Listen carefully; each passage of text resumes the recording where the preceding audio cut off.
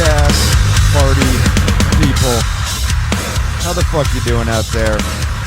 I'm doing good. I'm actually excited right now.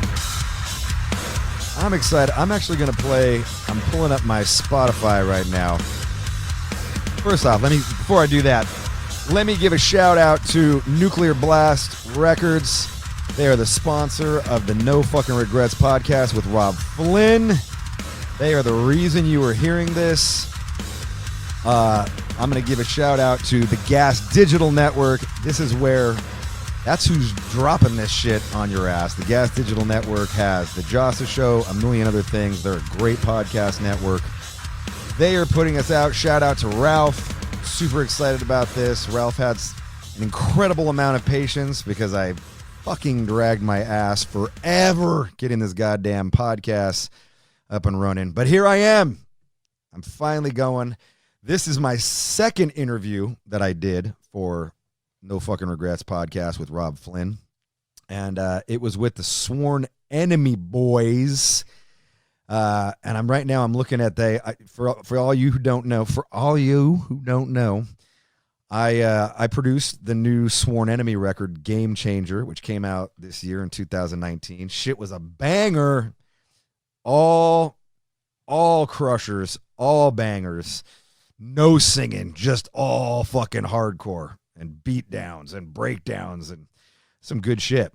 But I'm gonna play one of my favorite jams on here. I think this is gonna work. Is this gonna work? Let me see. Oh yeah, here we go. Step the fuck back. Here we go. Before you get knocked out. Step the fuck back. I'll bring the hammer down. Step the fuck back. This shit's heavy. Before you get knocked out. So heavy. Love this.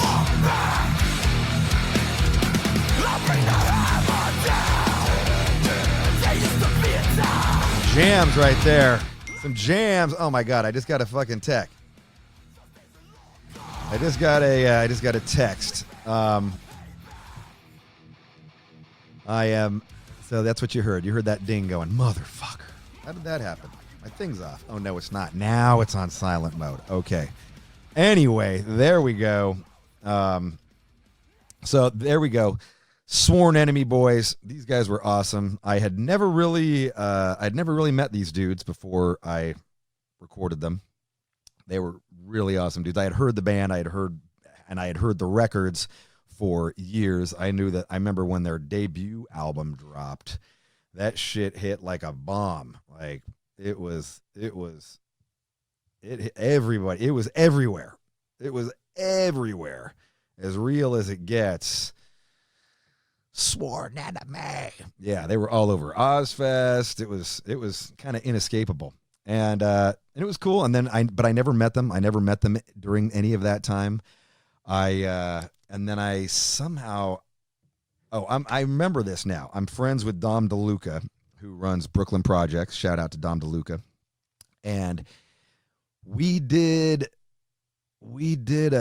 I got a streetwear company, and he runs Brooklyn Project, which is one of the biggest streetwear brands out there, like a legit, true skate brand, and it was awesome.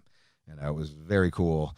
We went out and we met, and then I met his business partner, who is Mike, who's his partner in Brooklyn Projects, and then Mike's in Sworn Enemy, and they were like, hey, why don't you produce the record? And I was like, all right, let's fucking do this.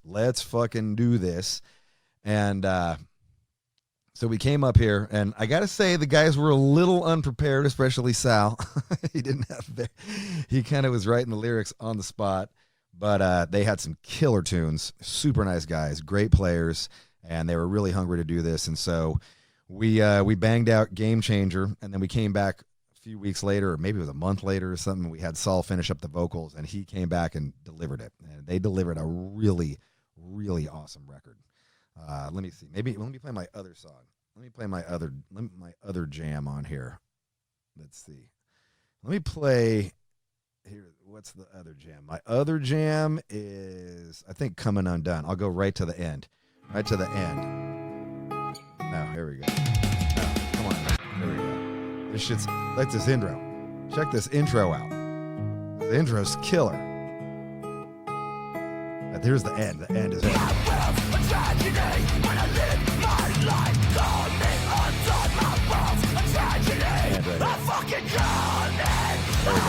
Right here. Just breakdown. Heavy.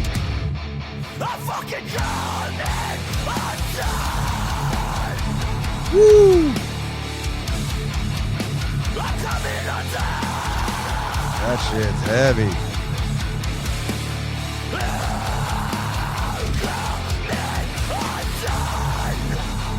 Shit's heavy. Good shit right there. Yeah, so those were some of my jams. Anyway, I did a really fun, lighthearted interview.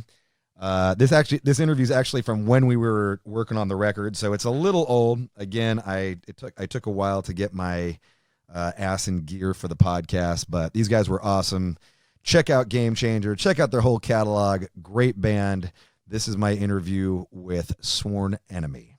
Robb has lost my Snapchat. Bitmoji that I was making. That was a lot of time and effort put into that Bitmoji. That's Robb has just discovered Snapchat. No, I've been on Snapchat for a while. Like I've been on Snapchat for over a year, but I just discovered all of this other shit. That's what happens when you hang out with Matt. Yeah, Matt is a Snapchat fanatic. Shit. I've hacked it several times. They've actually fixed shit I used to do. Like Tay would see the stuff I did, and he would hit me up like, "How do you do that?" Right? Like I'm not telling you. It's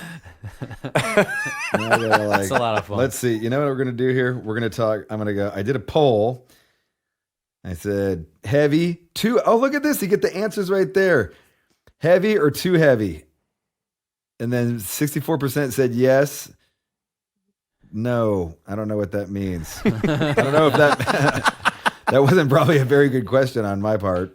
Heavy or too heavy? Yes, it's too heavy, or yes, it's heavy. Shit.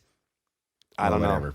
We got people participating. That's all that matters. That's right. They're watching it People now. participation Look at is this. good. 812 motherfuckers good. watched you singing some heavy shit. Very nice. Thank you, 812 motherfuckers. Yeah. Look at that. Old Oakland. I got fucking hashtag I got Sworn to see Enemy my on face there. Yeah. I fucking learned all kinds of See? shit today.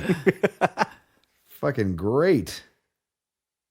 Dude, that's awesome. I didn't know you could do any of that. That's fucking killer. Yeah, I have no idea about Snapchat. If I need to do anything, I usually just ask Matt. Oh, dude, it was the biggest learning curve ever. I was like, and I didn't have a Matt to show me how to do it. I was like, what the fuck are you supposed to do? Like that's the one app that I like because you could just fuck with on your own. Like no one told me how to do shit. I just started fucking with it. You know? And boy, do you know how to do it real good. No, you figured it Yeah, out. I got the mentality of a 13-year-old girl. I like it.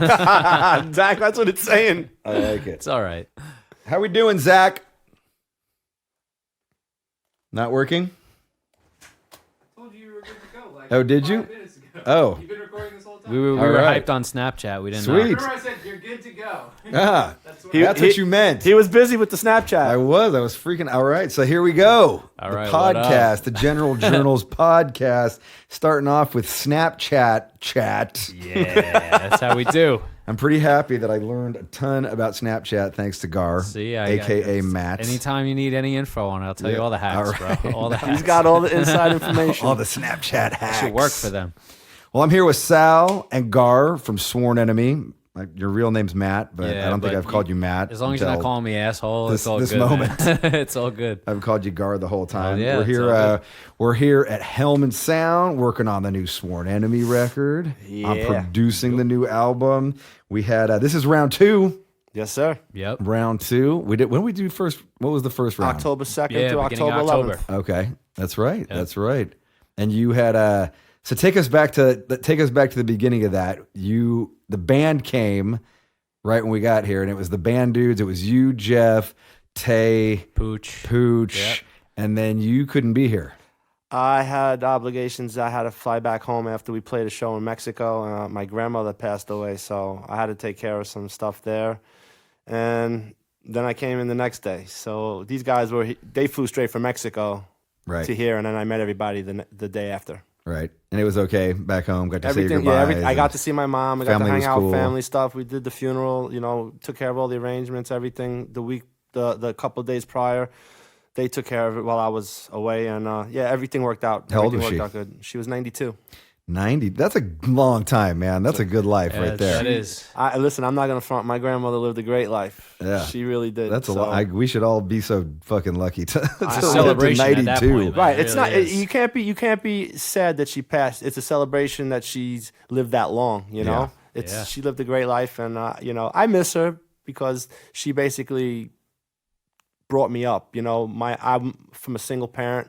I had a mom only, no dad, and my grandmother watched me while mom went out working and trying to make a living for us and shit. So I basically spent my early years with my grandmother all the Right. time. I'd come home from school, we'd hang out, we'd play games, we'd do this, we'd play cards all the time. She taught me so many Italian card games. Oh, nice. It was great. My grandmother was a card shark. So That's awesome. yeah, it was great. I had a good time always hanging out with my grams. Yeah, I tell you what, it's so funny that you brought that up, and I think I mentioned this to you when you came here. But when we started our record, my grandma passed away on Yes. the first day of being in the studio. So we bizarre, setting up, we're man. like all Yeah. excited, and then I get the call, and we kind of knew. You're like, I'm sure Of you course, knew as well. my Like, grandmother was and- been bedridden for the last 5 months, so we knew, Yeah. and we were just waiting. And the doctors were amazed. I swear to God, for the last year, they've been saying she's probably got like a couple of weeks. She's probably got like a couple of days. In February of this year, they told us that she had maybe a day or two left. This was in February. Oh shit, She was strong. that's a man. long Yeah. time. Yeah, She was a strong from February to October. My mother had the priest come and give her the last rites. She still lasted another 2 weeks. that's awesome. It was. Yeah, my grandma was 98. And I was like, dang, that's a long ass time, That man. is, holy and she shit, was, that's you know what? I awesome. think the thing that was super amazing to me was that she was sharp as a fucking tack till like 97. You know what I Right. mean? Like she started to fade a little bit. That's when you can in tell that it 98, was- But dude, 97, like could fucking remember conversations and, making jokes. And Sure. she was a really fiery woman You got already if you to make begin it to with. 98, you What's know, that? If you make it to 98, you Yeah. got to be pretty sharp still. You know what I mean? Like she got around okay. So I was Yeah. like, fuck, man, that's a good, that's almost Yeah. 100 years Well, old. my- Jesus my- if Christ. you- I don't know. Could you imagine? I don't know if I want to Yeah, live right? to almost Could you 100 imagine? years That's- old. It's crazy. If you look, for my grandmother, she actually had like a second lease on life. In '95, they took a tumor out from behind her ear, right here on the left side. There was this. The doctor said, "Make a fist" to me, and he said, "That's the size of the tumor I pulled out from behind your grandmother's ear that was pressing against her brain." And they said she had a 50-50 chance. They weren't even sure she was going to make it, and that was in '95. So she lived another 20, I know, 22 right? years. That's another. I mean, that's crazy. like 72.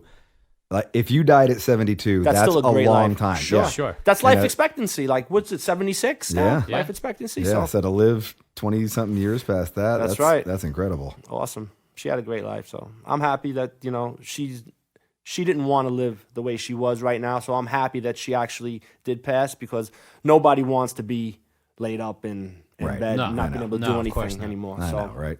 that's not the way to live. And, I'm glad that she did go when she did because it was time. She needed to. Let's talk about Sworn Enemy. So how did you guys meet? You're the original. You're like OG, been in the band since day one, right? Well, the last drummer that we had before the last drummer before that one quit introduced me to Jeff. Okay. He was good friends with Jeff. So Jeff joined the band in, what was it, 2011? 2010. No, 2010. Okay. Jeff joined the band in 2010. And from Jeff, Danny and Jeff brought Matt along. He was friends with Dan. He's been friends with Danny for how long? Yeah, we would grew you up in say? the same They grew up in the town, so, same you know. town. So they, Danny's the old drummer? the old drummer Okay. before Taekwon. Okay. And we needed another guitar player because one by one my members were just falling off and disappearing and not calling me back or whatever. Right. And Yeah. so we need another guitar player. So we found Matt. Danny said, "Look, I got to know a guy." We tried him out. Guy could play guitar, obviously. You Fuck, can see that yeah. for yourself. I mean, so it was a no-brainer. And And that was that 2011 was also? 2011. Yep. April 1st. Yes. And then we had April fill-in Fools. bass. Yeah, see, the joke's on me Joke's still. on you. And we had a fill-in bass player, a friend of our drummers, and a friend of everybody's in the band, Pags. And he actually came on a tour with us, helped us out because we needed a bass player. Europe, We didn't have a bass player, so he came with us to Europe. And then when we got back, we found Pooch. Danny's like, I know this guy too. So Okay. basically, Through the Biohazard. Through the camp. Biohazard okay, guys. okay. So basically, Danny really found the whole band. All right. This whole band that's right now, that's Jeff, Matt, and Mike Pooch. Danny, my old drummer, found. And these Danny's guys. not in the band And anymore. Danny's not in the band anymore. Shout out to Danny for putting it together. The only good thing he ever did. And shout out to Tay for, he's Tay- the new, or he's newish, right? Right. Yeah. Jeff He's been found like him 4 actually years. because we were looking for a drummer because Danny left. We were looking for a drummer. Jeff went on Facebook, watched videos of bands playing, and he seen Taekwon playing with a band from Jersey called Suburban Scum. Okay. Crazy. And he's just watching Facebook videos? I think he YouTube met him videos? too at Did a he? show or something. I think Jeff will have to confirm that for us. Yeah, at some Jeff will point, have to confirm that, but yeah. I know that he was watching him on a Facebook video, and he sent me the video, and I watched it. I'm like, wow, yeah, Tay's really good, and he's not in the band. You sure he doesn't play with them? He's like, no, he's just filling in for them. So I was like, oh, dude, get in touch with him, ask him, see what's going on. He got in touch with him. Next thing you know, here he is. He's playing. Yep, there you go. So you joined you played on another record, Yep. and that would have been, what was the name of that record? Living on borrowed time. All right. And then this is record number 2 for you. Yeah, yeah. Did you write a lot on the previous record? Yeah, there was a lot on the last record, so it was And you wrote a bit on a this lot on too? this too, yeah. Yeah. So you guys got a new thing going. And so how did the writing, what were you guys doing? I know Tay was saying a lot of stuff about you're trying to go back to like OG Sworn Enemy sound, I think like everybody had their own thing of what they wanted this album to be. We had a cohesive enough of what we wanted to do, all of us, but separately we all had. Me, I was like, I just wanted to be so fucking heavy. I just want people to be like scared to come to a show. I want people to listen to the album and be like, I can't believe you're gonna play this live. That was my literal statement. When we started this 2 years ago, or however, that's a hell of a mission statement. I just wanted it, because this band love is it. known for very heavy stuff and different styles of heavy throughout its time period. But in terms of breakdowns and stuff, when those hit, I wanted them to hit hard. Yeah. And I know especially even like Taekwon, like the stuff he would come up with on drums and the way he would work a breakdown. Like a lot of times I'd be like, I want a breakdown. Here's my idea, but you make it better. Because to Right. me, a breakdown is a beat. Mm-hmm. And so who better to make a beat than the drummer, Yeah. So we would pull things all together. Yeah, I noticed you guys. It seemed like you guys had like a really good kind of rapport. Yeah, I mean, I think once we writing started and- writing, like we wrote a bunch of songs, and then the more it started going, the more I was like, oh shit! Like if we wrote a really good one, we were like, we need to copy that, not copy it, but that mentality of like, now we got to top this, or make it equal. Because that song's awesome right now. Yeah. And so that was kind of like my thing. Anytime we'd come back in, is like, if I felt it that good, I was happy. If I wasn't, it was kind of like, and we had days where I'd show up, we'd jam for 4 or 5 hours, and I'd go home with my head down like, we got nothing done today. Yeah. And you know Right. how that goes. It was, And just that's fuck. like the up and down of Yeah, being in a band. of That's what course. makes the whole journey. So I remember work. our first month that we were writing our new record, it was like, oh my God, we're fucking killing it. And then Yeah. all I could write for the next month was horrible Fiona Apple piano ballads that Yeah. were fucking like so bad. I was like, everybody was like, what is going on? I'm is like, I don't this? know. Yeah, I don't know what's yeah. going on. So It happens, man. yeah. But you guys stumbled on some really good shit, man. What was the song? So you were telling me yesterday that you got held up on one song and you knew it was a good song, but you knew that if you focused on it too much, yeah. you wouldn't be able to Well, finish. we had a time. Was frame that of- something we recorded? No. See, Okay. we had a time frame I'm where still I knew, waiting to hear that yeah, one I knew we myself. were Okay, coming right? in here, and we, we were writing and some days are good, some days are bad as a songwriter, as you know. Like you'll have days where it's not even really writer's blocks. There is a magic that happens when a bunch of guys get in a room that sometimes there's days where it's, you don't even realize you're making some awesome shit. And then there's other days that you're trying as hard as you can, but you just need to go home, go to sleep, and come back the next day and Yeah. try Same again. thing happens with when you try to write lyrics. Yeah, so it's the same Totally. shit. So there was one song that I really like, cool Slayer type riff mixed with this, that, and the other thing. And it's a good song. I know it's gonna be a good song, but it's not on the album. I knew to make that one good, we could have, but we would have had to really take time because it's a lot easier sometimes to just start with a clean slate than it is to work on something. It's like having a painting and then scraping off paint and trying to repaint it. That's a lot harder than going, you know what? Yeah. Blank canvas, let's start Totally. from scratch. And we made 3 songs in the amount of time that it would have taken to fix that one. So it's And the 3 songs you guys made. yeah. So What were those? It's Well, do you want the fake names? Or the Yeah, real let's get names? the fake. We got to give The fake names. fake names. Is how I learned all Here's the songs. my favorite fake name would be never- Trans Tom is one of them. Trans Tom, Break Start, and Never Forget. Yeah, I think those were the three. Those Yeah. were like at least should have been. I think they were like the last bunch of ones that we came up Yeah, and with. then there was those were the All last Out three I War, got. which is an ode to All Out War, the band. It had a There riff was that was Sugar, ode to similar. Meshuggah. Yeah, Meshuggah, because it had a syncopated drum thing at the beginning. So Tay right away was like, "This is Sugar. Sugar." What else did we have? We had Jeff Cannibal, Jeff Cannibal. We had The The Conjuring. Conjuring. So Jeff Cannibal, the Cannibal riff. Yeah, because it had a little know. trill right away. Once Yeah. the trill comes in, it's like, oh, it's Cannibal Corpse, So it's funny how nicknames of songs have come down. Trans Tom, actually, there was a transition. There's tons of transitions and tons of tom So it drum was Tom transitions. transitions. So we were Trans calling Tom. it, the transition tom song. So I called it Trans Tom, which Yeah. didn't sit well. Which with I everybody, thought but- was like, I thought you guys were like a dude named Tom who was a trans. yeah. Which I thought was even funny too. I was like, course, oh, that's yeah. fucking great. That's why the fake names are awesome, man. And then you guys had your paranoid moment where a song that Yeah. never even existed the first 2 days that we were Yep. working on stuff. We went and we had a talk at the end of back at the hotel. Sure. And then the next day you guys came in. I think you guys talked about it that night. Like, what happened that night? Well, there was a song that we wrote literally 2 years before this. And it was when we first said, look, we got to start writing a new album. So we got together, and I had a riff or two to a song that was pretty cool. I actually had an acoustic intro, which we ended up using for it, which is crazy. But like an acoustic intro I made up, and I said, what would be cool after this acoustic intro? And I came up with this riff. So fast forward a month or so later, we start writing, and I get together, and we throw together this thing. And it got recorded, and then shows. I had it on my phone. It said January 2016. I had it on voice memo. Oh, that's a long time because ago. Yeah. I went back looking for it, and I'm like, I could have sworn I was never there, but I felt like an asshole because I went to my voice memo and I looked at the recording. It was there, and it's that song. It's Coming Undone. I'm like, we've had this song since January 2016, and I wasn't like all over this back You guys then. just forgot about it. Completely forgot about it. And the great That's thing awesome. is, Pooch sent me an email. He goes, dude, what about this song? I listened to it. Once again, it's Coming Undone. He sent me this email. And this is the week of, like, we're The getting week ready of, to right. leave. Oh, okay. Yeah. And he gotcha. sent me that email, and it's Coming Undone.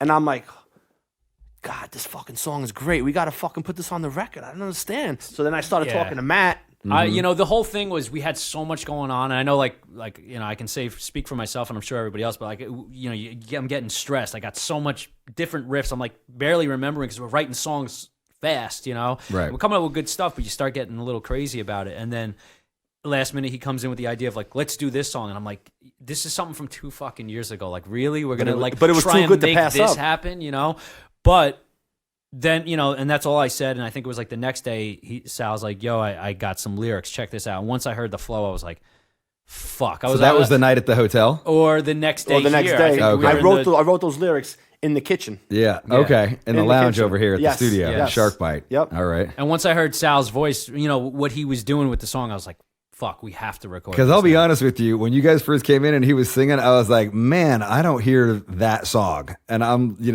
we were like, I felt like, I mean, I even said that. I was like, know. we're demoing. Like, we're I know. fucking demoing. This Yeah. isn't recording a record. Yep. Maybe that little fire under your ass or something Certainly like that. did. But you Yeah. guys, Yeah, you of guys course. came in with that song. I'm like, no, we got a song. And I was like, oh shit, you got a song. And then you busted out the Coming Undone thing. And I was like, where the fuck did this Yeah, come yeah. from? Like, this has been here. They're like, no, we forgot or whatever. Yeah. Like, we had it. We and had then it, but we didn't and then really have it. We had it, but we didn't. But I brought it back. And after I told Matt and Mike, I'm like, they're both, you got to get Tay. Because Tay was worried he wasn't going to be able to Right. get Last minute trying to figure this drum out. stuff. Yeah. And, he wound up banging it out, and it worked out. And it's a banger. Like, That's my it's favorite maybe song. It's a it's great maybe song. the jam of the record. I think so. I think fools are gonna go nuts for this song. I believe it. Yeah. Yeah. And I think this last thing you did, we did it in 2 chunks. Just so all the listeners know, I was like, Sal, you need to revise some of these concepts. And he came back and fucking you did, man. And you brought something. You threw away the one song about, I don't even remember Once what it was again, about. it's Matt. Yeah. It's Matt with me maybe revising a couple of Yeah. lines or Right. words here and there. But this last song, is all Prepare for Payback. Well, is all it's him. fucking heavy. Well, you know what it was like. It's ignorant as fuck. Yeah. And It it's is, yeah. awesome. You know, we had Tell him why you came up with that concept. we had like a good, you know, all the songs together, lyrically good stuff, and the one that I think I wrote most of that, the transient lyrics, so as it was called at the time, they weren't bad lyrics, but Just they bad for that just song. didn't work. Yeah. You know, and writing too for like. You know, I'm writing lyrics that Sal's gonna sing. Sal's gonna have a totally different cadence to Right. his phrasing than Right. I'm ever gonna have. So if I'm writing lyrics to a riff, Sal may not sing it that way, which could be great or not. And it didn't work on the last song. That's why we were like, that song's got to get completely scrapped lyrics. And then it was like, But they might be used for something else. of course, You never know. Yeah. But it was for like, sure. it was like, all right, so what are we gonna write this one about? And I was like, you know what, Sworn Enemy since day one of the main Ignorance. things. This band has always been Ignorance. very simple on a level of, you know.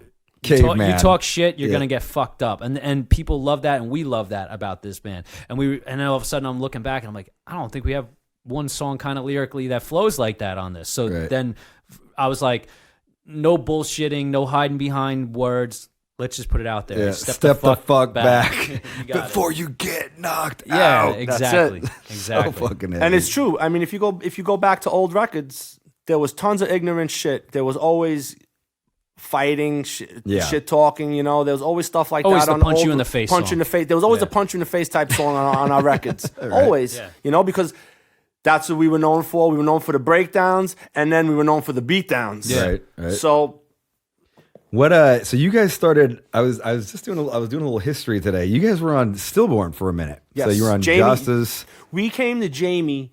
It was 1997. We came to Jamie with a done like demo type thing. We did a 6-song EP, but we were called Mindset at the time. Okay. He's like, no problem, I'll put it out, but you're gonna have to change the name because there was another Mindset at the time that was really big. Okay. And he didn't want to get like lawsuits against Of course, him yeah. with that, so we had to change the name. And me, him, and Lorenzo, which is the guitar player who started this band with me from the very beginning, who Mm-hmm. was with me forever.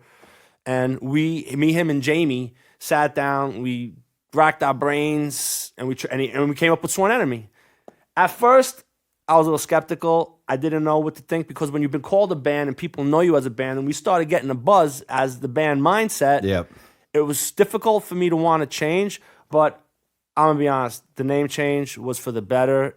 The name is great. It's stuck Yeah, in I mean, so many can you people's imagine minds. like you know, Like, people- you might have had a whole different course of life calling yourself Mindset. you know? Exactly. I mean, but the name Sworn Enemy people like grasp to it. They take to it. It's something that's catchy, you know. Yeah. So it really worked out in our favor. So he wound up putting out our Negative Outlook EP in '98.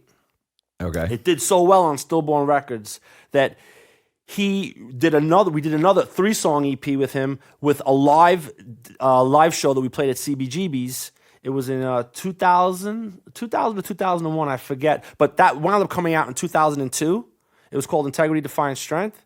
And from there, he brought us to his management, No Name Management, Okay. Steve Richards, yep. Steve Ross. And what they did was we were on tour with 6 Feet Under at the time. It was 2002, like August. We were on tour with 6 Feet Under. And we got the call from them saying they want us to meet them this day at the Whiskey. So Who's they? all of Oh, No Name Jamie and- Management. oh, gotcha. All of No Name Management. Management. It was just No Name Management. We had to take a day off of a 6 Feet Under tour. We couldn't even play the Oregon show because we had to stay in at the Whiskey and play for these guys. So we You're playing like a show, like a. we had like a showcase for them. Showcase. Gotcha. It was the 8 or 9 people that worked at No Name, and that was it in the Whiskey. Just us and them. What? And then they're like, Why? they wanted to see what we had. So Okay. they like, But they had already signed you to the management company? no, Oh, gotcha. they okay. did it. So they wanted to see. So they okay. said, play like the place is sold out right now. I'm like, That's weird. I gotta play. You had a showcase for a management company. That's crazy. Yeah, it was. That's crazy. But this is what they wanted. Yeah, So we right. showcased for them. We did it. We played for a half an hour. Right. We did our just thing, and fucking- it was yeah. weird. But then we got off the stage, and they're like, "All right, we'll have the contracts ready." Wow. We were like so ecstatic that we were Right. getting signed to, Hatebreed's management, because at that time, Hatebreed, They were after killing it, right? Satisfaction, Yeah, 2002? they were blowing up, and then they put out, When was they just put out Perseverance, Perseverance right? that just Yeah. came out. So they were really getting huge. And I mean, Jamie was doing a lot for us. He was booking us, he was managing us, he was getting us shows with them, like we were touring with them. We were doing a lot of stuff with Right Hatebreed. on. And then from him getting us signed with No Name, that's when they got us the Elektra deal. Elektra. That's just when you told me that, my jaw hit the floor. I was like, you guys were on fucking Elektra? Dude, the first thing me and crazy. Lorenzo did is we went, because we were such ignorant assholes. You know that shit wouldn't happen now. Of course not. But this is the first thing we did, because we were such assholes. We went right into the fucking Metallica's PR guy's office, and she was actually a woman, and we went, so how do we get a tour with Metallica? These are our first words. We were supposed to go down to the Elektra office and hang out and talk with them and, get to meet the people. Me and him right to the office. How do we get a tour with Metallica? And what was the answer to that? You don't. That's basically what she said. You don't. I said, funny. come on, we're on Elektra. That's funny. So I don't know much. I know a little bit about your past, mainly through Jamie, and Right. just doing the podcast, because he always talks about Lorenzo, and he's told Always. me all these fucking Lorenzo stories. I've never met Lorenzo. I don't you even, feel like I don't you even know know what the fuck he like. I just know fucking something about broccoli and fucking something about broccoli and some other shit like. Oh, man. Show me your broccoli. I don't even know what the fuck the Show phrase me your is. broccoli. That's what it was. Yeah, something like that. And I'm like, what the fuck? There's, It just makes me fucking laugh every time I hear it. There's so many Lorenzo stories. Like, he's a character. Like, he's what you would consider. If you met him and you didn't know him, you'd be like, this guy is a typical guy, a typical Italian guy from Queens, New York. Okay. Like, you'd be like, that's him. He's a Mama Luke. A cuisine? Yeah, well, no, Yeah, I mean, cuisine. me and him, we both listen to freestyle, we listen to hip hop, we listen to everything. We're not only just. What's a listening to Mama hard- Luke? What's the difference between a cuisine and a Mama Luke? Well, a cuisine. I guess cuisine. You told me earlier today. Cuisine's like Cuisine's old like school. a Guido, like an old school All right. Italian Guido. You Okay, know, gotcha, a Mama gotcha. Luke is like a fucking retard. A Mama Luke. He actually got it tattooed on his arm right here. Him and our old bass player, they both got it tattooed and they both got it spelled wrong. That's fucking awesome. That's amazing. So then you guys get signed to Elektra, and I remember for a minute there, you guys were like, you guys got every fucking tour that came through, man. I was like, holy shit, who was? I remember God Forbid. I think it was Doc from God Forbid turned me on to you guys. He got me the CD. 05, I want to say like 05, 06. Oh, that could have been like beginning that. of the end, maybe. No, it was the one with Sworn Enemy. Oh, okay, as real as it gets. Or, might have been late to the. Right. When did that come out? 2003. Okay. March Yeah, so this is 23rd, probably a couple years 2003. later, I guess, then. Yeah, but he was just telling me, like, oh, this is the new thing. Like, people are going crazy to this. When we first put out As Real as It Gets, I was in heaven, dude. I mean, we went from playing these little VFW hall shows to like headlining, especially after Ozfest, because we did 2003 Ozfest. Oh, shit. And right after that, it was like unbelievable. I was like, Who was on that bill? Who was on that Ozfest? that was Who headlined? Ozzy, and Okay. then Korn, Manson, Disturbed, and Chevelle was the main stage. And Okay. on our stage, it was Voivod. Oh, it was the Jason Newsted Voivod Yes, thing? Jason All right. Newsted, Voivod, and who's the other band? I Shadows can't- Fall. That was on Well, that? Shadows, Yeah. Fall, but we were all rotated. There was only Yeah. two bands that didn't. It was Voivod and somebody else, but I can't remember. But it was Shadows Fall was on it, Kill Switch was on it, Chimera, E-Town Concrete, Cradle of us. Filth. Oh, wow. Oh, Cradle of Cradle of Filth. Filth, yeah.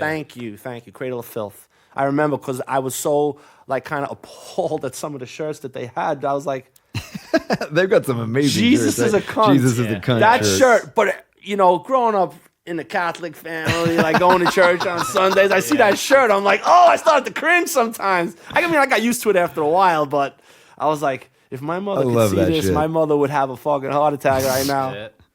That's awesome. But I tell you, man, that shirt everywhere. Right. It was 40% of the people in Ozfest in 2003 were wearing that shirt.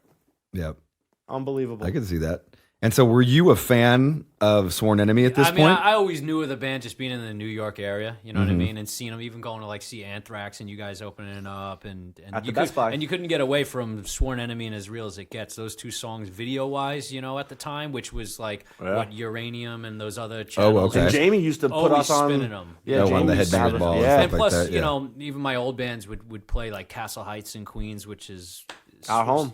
Sworn Enemy territory and stuff like that. So, you know, you're surrounded by that stuff. It's, you know, in New York, it's not just the Cro-Mags and Biohazard. It's everybody. Yeah, you there know? was a whole kind of new. I remember Yeah. that second wave came along. Of course. You know, I mean, I guess it was third wave, maybe second. Could have wave? been the I don't third know. wave. Third, Yeah, because the second wave probably would have been like Madball, Life of and- Agony, Yes. VOD. Yes, totally right. Yep. Yeah, I remember that. All the VOD. I loved that VOD record. Me too. Yeah, I was the biggest Tim fan. I used to. His voice was. he was crushing. I mean, it it still is, That first record but, was so fucking crushing. good. Crushing. God.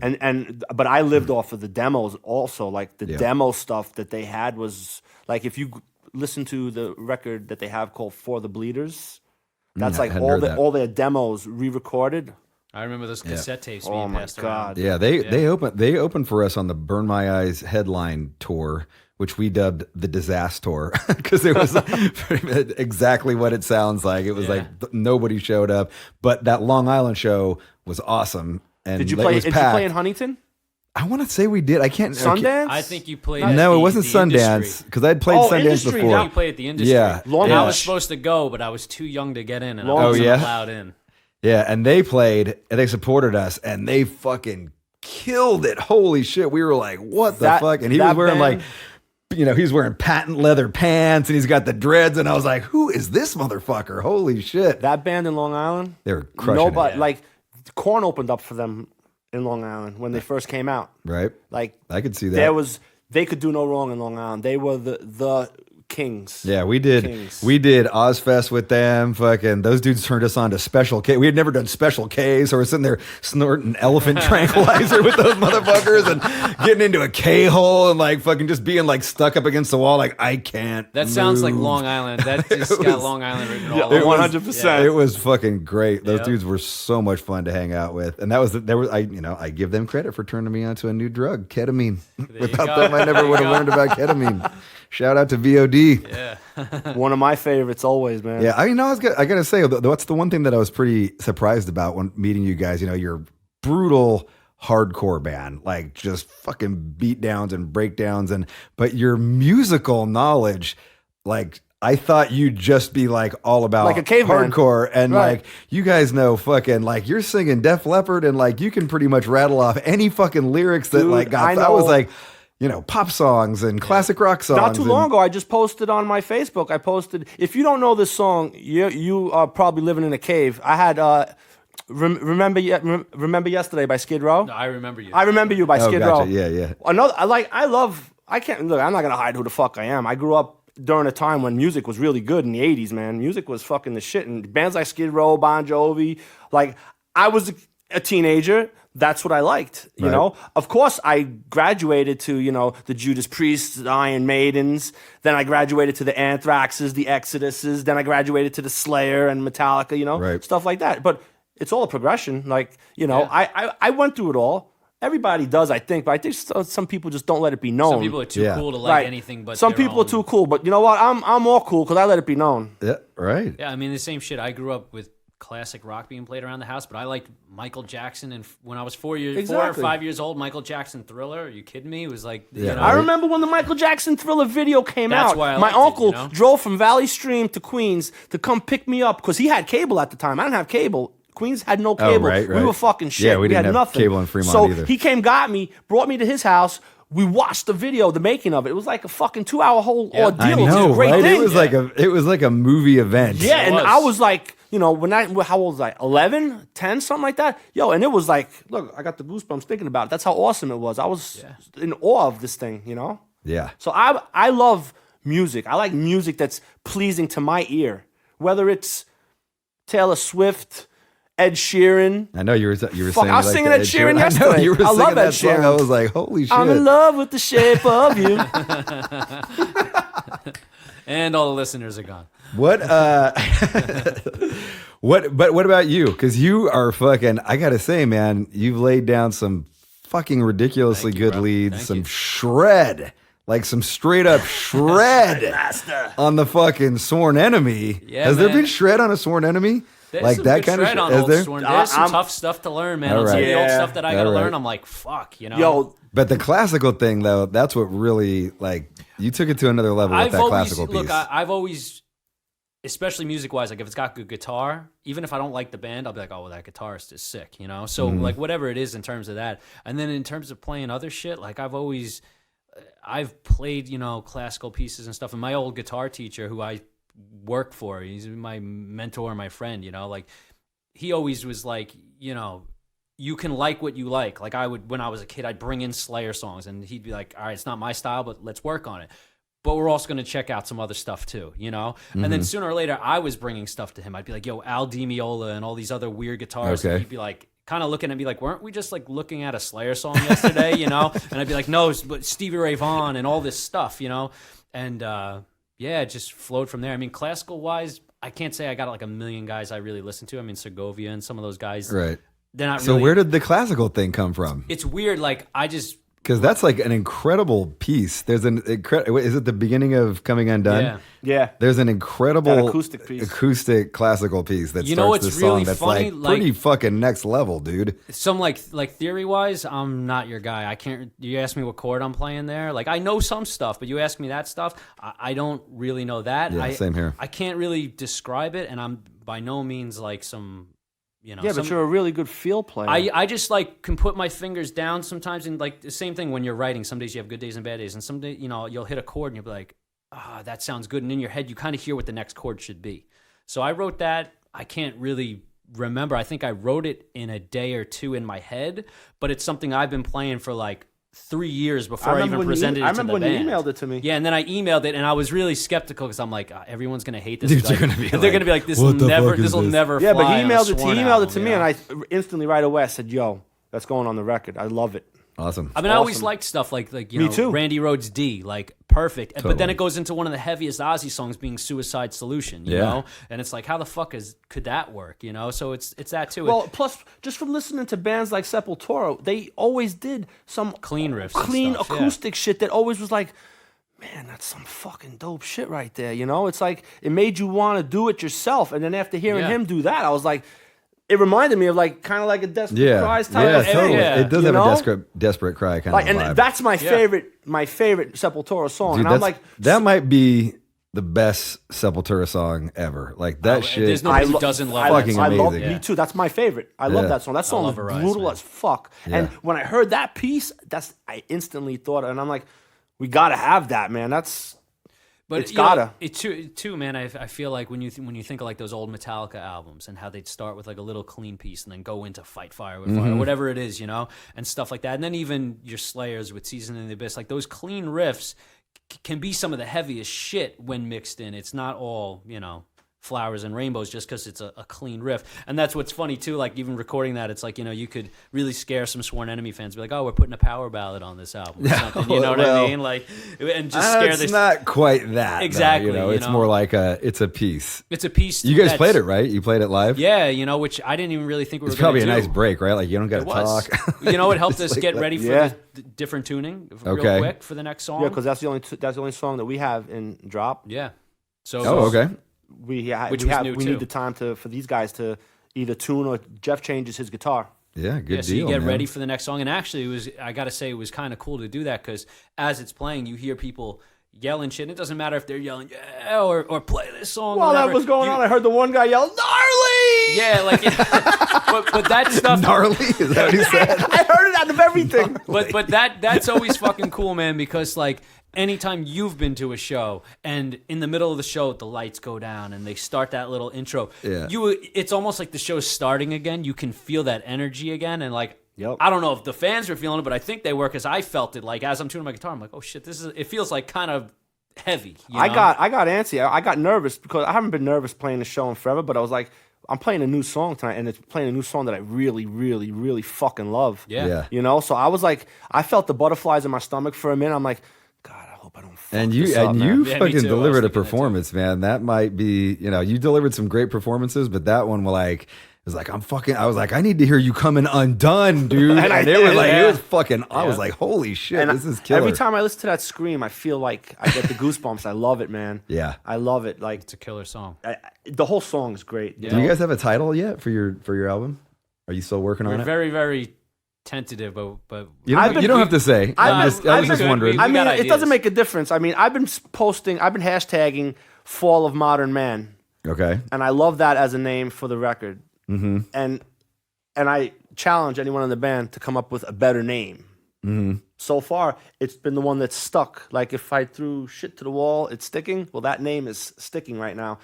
Nobody really can come up with anything that's beaten it so far. yeah. That's And I feel too like subject matter of the whole album. There's a lot of it makes sense. ending of the world. We're headed down a really kind of questionable path, and I think everyone, Apocalyptic. most people will agree that a lot of the stuff going on in the world today. Sometimes you watch the news. While we were here last time, that Vegas shooting happened. I know, right? And that Yeah. was part of the lyrics to, I believe DOA. I think is. Oh, yes, was, yes. It wasn't based after that, but we're kind of writing still lyrics as we were doing shit here, and I saw that, and it kind of was like, what the fuck is going on? in Oh the yeah, it world? was And part of that it's, because we wrote those 4 songs in that one night, So it's like every time you turn on the news, and the news was on. there's always something that makes you go, what the fuck? And it does seem like the world's getting crazier, man. For whatever reason. It's a fall of It's modern a man. lot. It's Yeah. a lot of there's a lot of political undertones, religious undertones. There's a lot. I throw a lot of everything in there. That's what I try to do anyway. Matt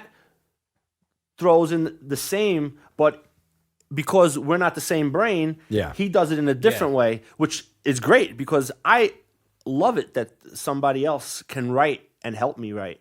Because I hate to be the sole. I was the sole writer on the first 5 records. Yeah, I mean, you guys seem like you have a really good lyrical rapport Yeah, with each it's other. great. good. You Yeah, can it's listen great. to him. You can talk to him in a way that Sal's easy. and like, there's an art to that too. Like when you're Sal's in the easy. booth. Like I think literally, if I told him I didn't like 50 things, 49 of them, he was like, okay. And then the 50th one, he was okay once I showed him my idea. Right. Very Like, easy. I don't.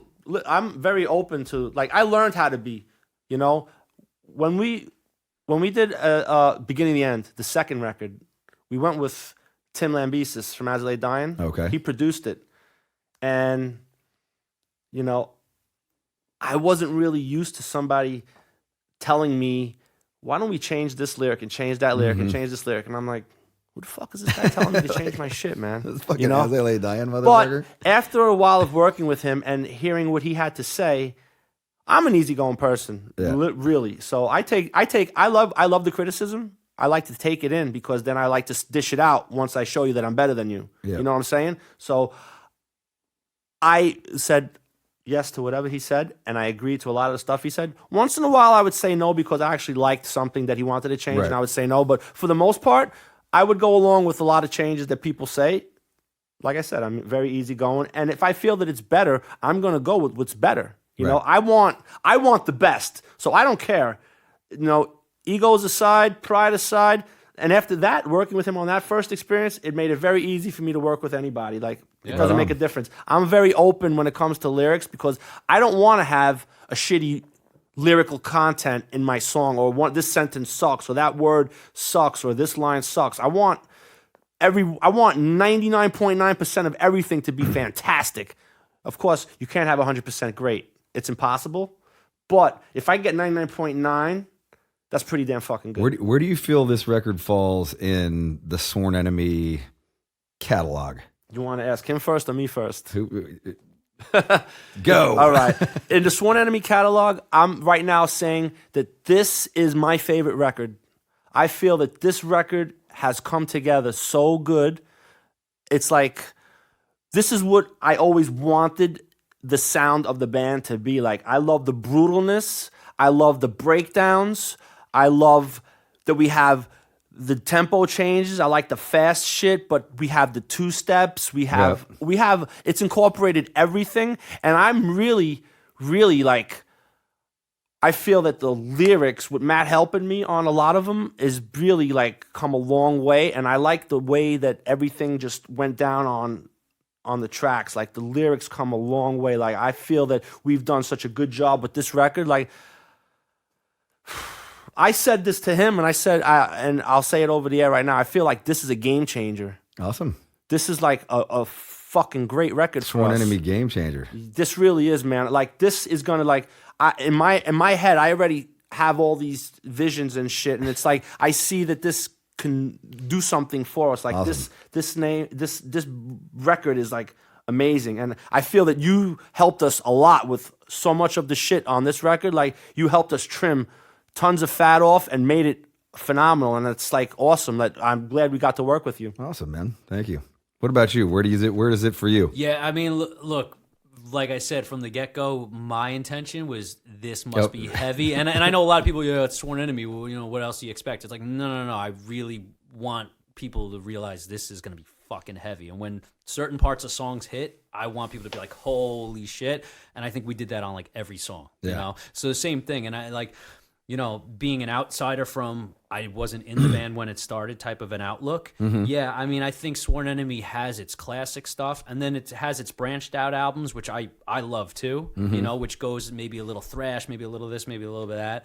But I feel like this kind of pulls it all back in, and it also still feels really current. Like, with a lot of the stuff that's going in the current hardcore scene, metal scene, there's a lot of that in there. And I feel, Tay, our drummer, helped a lot with that too. He's a younger guy. He's got a younger mind with some of that stuff. And there was a couple of riffs that at first I was like, I don't know about that. And he's like, I'm telling you. And then like a day it would marinate in my brain. I'd come back and then we'd play it. Now I'm playing it instead of thinking about it. And I'm like, oh yeah, this is gonna feel right, Shout out to Tay. Yeah, 100%. He fucking slayed it. He rocked it hard, man. I could actually say that he's probably the best drummer that I've played with. He killed it. He is fantastic, and that's no disrespect to any past Sworn Enemy drummer. Yeah, I'm just saying he's a phenomenal. He really is a great, and he's such a musical knowledge. He's a knowledgeable super nice guy, funny. I learned all kinds of. What did I learn? I learned about porn bloopers from him. What's the porn star dude's name? I can't even remember the porn Marcus. star. Mr. Marcus. Black porn stars and all kinds of stuff. If you're around Tay for a good 10 minutes, he'll show you vomit, some blowjobs, or shit. something. Oh my god! Oh man, that one was nasty. That one, but I was like, I can't. Yeah. That was where I drew the line. I was like, dude, that is one that I can't. I'm pretty sure that was like the vomit, first day blowjob. you met him too. Which I love that. Like your first impressions. Like, what the fuck? Like before this record, Beginning of the End was my favorite record, and cool. Even though it's our second one, like everybody, all the fans love As Real as It Gets. That's the record that they're always gonna love. The first record for some reason. I think it's like a thing with hardcore too. Like it seems like people always gravitate towards that first record. But my favorite happened to be the second one. I thought that's where we evolved. I think if you last long enough, if you can survive that first two or three, then people will go, oh, you know what? Like, we got to pay attention to this newer still stuff. good shit being because, put out, you lasted. Well, many hardcore bands don't last. Like most bands don't get past that first, second. Yeah, longevity is not long. Yeah. There's no longevity in hardcore, really. But, I mean, of course, you have the bands like Sick of It All, Agnostic Front, Chromax, Madball. Yeah. They've... Always those guys staples. They're staples. It's tough though. There's so many bands that come and go in the scene. Yep. And we tried to do our thing. And I'm going to be honest. I feel that we do a pretty good job doing it on our own. Yeah. It's different. We do have some help. We have our manager helps us as much as he can, and he's a really awesome dude. Mm-hmm. Dimitri does a great job for us. But I understand that we're not that band that's making him a ton of money. So So we have to do for ourselves sometimes. Like I book a lot of shows for the band. I get us out there and keep us relevant, playing all the time. So I try to anyway. Yeah. Do I do a good job? I think you do all right. All right. As long as I'm doing all right. So I keep us out there. I do a lot of little things here and there. I got to give it to Jeff and Mike though. They handle the business. Yep. They handle the merch. They handle. Yeah, Pooch is the guy who came to me because I know Dom from. So the reason I'm even here is because of Dom from Brooklyn Projects. Yep. I've known Dom for 30 years. Shout out to Brooklyn Projects. 100% Brooklyn Projects, baby. Dom DeLuca. I mean, so he's just like, we went out to Agenda together because I have a streetwear company, and he's just like, you should produce a new Sworn Enemy, and I was like, I don't know anything about those guys. He's like, no, like it'll be cool. So I started, I revisited kind of your past, Right. and then Pooch gave me a call, and it's funny because I thought Pooch was a completely different dude that I had met for some. So I'm texting this guy, and then finally I see him in person. I'm like, oh, you're not the dude that I thought that I was been talking to this whole time. But yeah, worked out good, man. Well, guys, best of luck with everything. You got a killer fucking record coming out. Thank Good you. rapping with you. Been awesome hanging with you. 100%, man. I had a great time. Thank you for having us, Rob, and we appreciate everything you did, man.